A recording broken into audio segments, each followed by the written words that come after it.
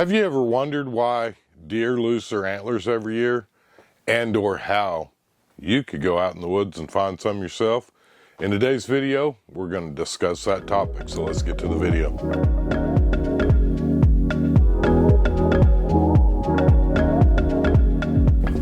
As the days shorten in wintertime, testosterone levels drop in the buck, weakening the connection point between the antlers and the pedicel. I don't know if I'm pronouncing that right, guys, but that's what it is. That's that little round spot right here at the base of the antlers. The bone at the base of the antler, which is this little round spot, begins to weaken as the testosterone levels lower, which is what causes the antlers to drop off. Most deer will shed their antlers right now, in between the dead of winter and the start of spring. Factors that affect shed is nutrition, the buck's age, and stress. So oftentimes your bucks that are older, that have gone through a lot more stress because they've been fighting for their right, will end up losing their antlers before maybe a spike. He hadn't been as stressed out because he ain't been fighting like those big boys have been. Late winter and early into spring is a prime time to be out trying to find sheds. If we come in real close, I'll kind of show you. This is kind of a quick process, but if you can see, these antlers have already got some gnaw marks on them because rodents like squirrels and mice will start eating the calcium off of these antlers, and before you know it, they're gone. Again, this is the prime time of the year where shed hunting is the best, between late winter and early spring.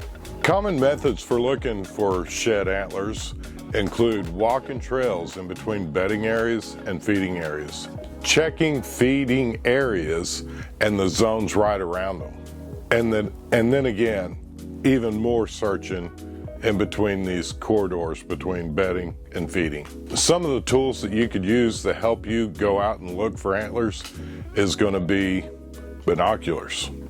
Scan those areas real hard. You'd be surprised how sometimes you can see something like this sticking up out of the woods. You guys know that I'm a big, huge fan of onyx, but just like you'd mark a place where you're going to be putting a tree stand, mark a spot where you found some antlers or some sheds in years past.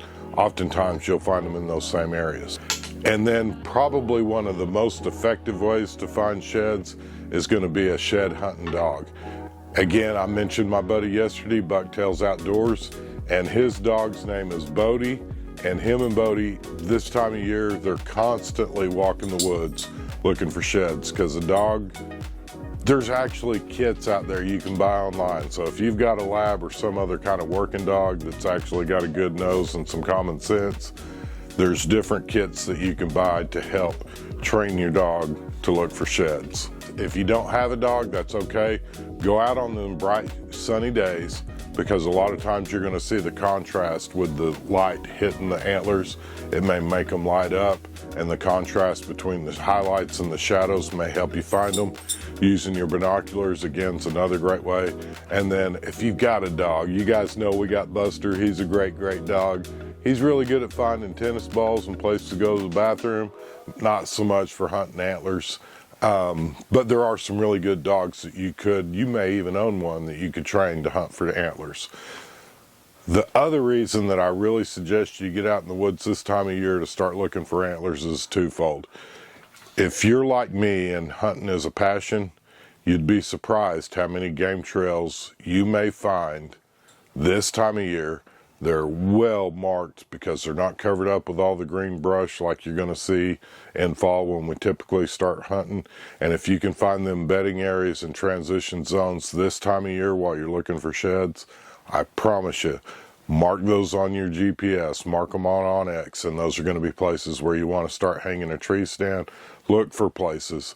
If you guys are hunting public land like I am, I've showed you in some of the other videos, and I'll put a link up here, 5 things that you might want to carry, especially if you're hunting public land.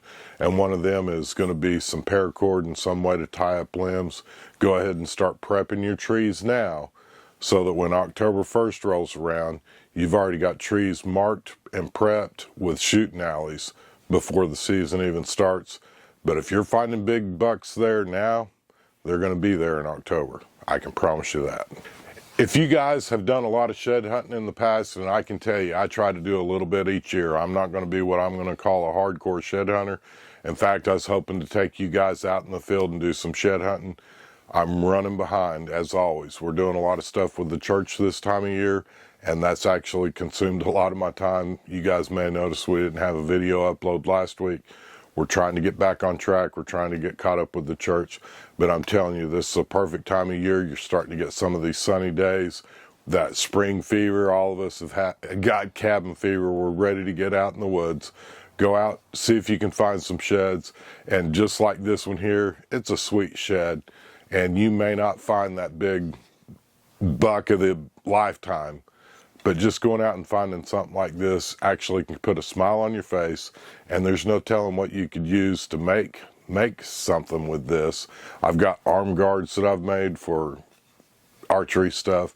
There's a lot of different things that you could use. If nothing else, put a smile on your face, because it's a fun find.